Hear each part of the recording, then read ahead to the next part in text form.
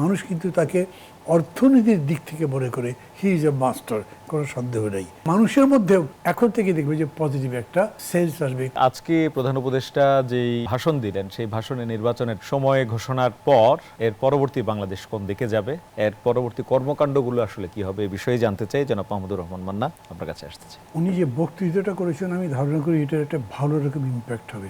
উনি বলছেন 3টা টার্ম ভোট দিতে পারেন, এইবারে খোলা মনে ভোট দিতে পারবেন আপনারা। ইনভাইট করছেন সবাইকে, উদ্বুদ্ধ করছেন। আমি মনে করি এই ধরনের উদ্দীপনা বা মানে উনি তো আমাদের মতো পলিটিক্যাল টোনে বক্তৃতা করেন না, যে কমন একাডেমিক টার্মে বক্তৃতা করেন। আমি নিজেই ইমপ্রেস, যদিও আমার টিচার, আমি আগে তাকে পছন্দ করতাম, কিন্তু এইটা আমি দেখি যে বক্তৃতা হিসেবে এগুলোর ইম্প্যাক্ট মানুষের মধ্যে খুব ভালো। নারীদের ব্যাপার বলেছেন এবং বলেছেন যে আমাদের একটা ডিফারেন্স তৈরি করতে হবে। আমরা এইবার যে ভোটটা করব, এই ভোটটাই হবে মানে যেটাকে বলে যে pavement to for the next step, পরবর্তী পর্যায়ে যাওয়ার জন্য এটা করব। এই টোটাল বক্তৃতা, তার সাথে উনি কতগুলো সূচক বলেছেন অর্থনীতিবিদ তো হি ক্যান প্লে উইথ ডেটাস। উনি বলতে পারেন যে এটা আগে এই ছিল, এখন এরকম হয়েছে, এটা ভবিষ্যতে এরকম যেতে পারে, এবং এই প্রেডিকশনগুলো কারেক্ট হয়। এই সবগুলো তার কথা ঠিক হয়েছে। মানুষ কিন্তু তাকে অর্থনীতির দিক থেকে মনে করে হি ইজ এ মাস্টার, কোনো সন্দেহ নেই, এরকমভাবে। এই সব মিলে তার এই বক্তৃতা একটা ডাইরেকশন সেট করেছে। এবং আপনি একটু আগে যেটা বলছিলেন না নাকি, পাভেল বললেন, আমার মনে নেই এখন, সেটা হচ্ছে ভোটারদেরকে বলছে আপনারা এখন এলাকায় বেশি বেশি করে যাবেন, আপনাদের প্রার্থীদেরকে চিনবেন। আরে ভাই, ক্ষমতায় থেকে এরকম কথা জীবনে কেউ বলে নাই, কোনো পার্টি থেকেও কেউ জীবনে এরকম বলে নাই। ভোটারদেরকে আপনারা কিন্তু দেখে দেখে বলেন।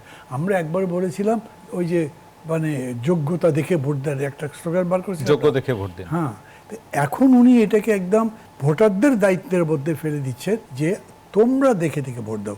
আমিও মনে করি আফটার দিস ডিক্লারেশন, আপনি যে পুলিশের কথা বারবার বললেন না, পুলিশের জন্য কোনো বিশেষ মেসেজ দেবেন হয়তো, ডেকে বলবে যে এখন তোমরা এটা করা উচিত, এবং পুলিশ হতেও মুগ্ধ হবে। কারণ আজকের এই দুটো ঘটনার পরে একটা ইম্প্যাক্টই পড়ে যাবে, ইউ আর গোয়িং টুয়ার্ডস, মানে আমাদের ট্রেনটা চলতে শুরু করছে গণতন্ত্রে, যেটা আমরা টিভিতে দেখলাম এইরকমই হবে।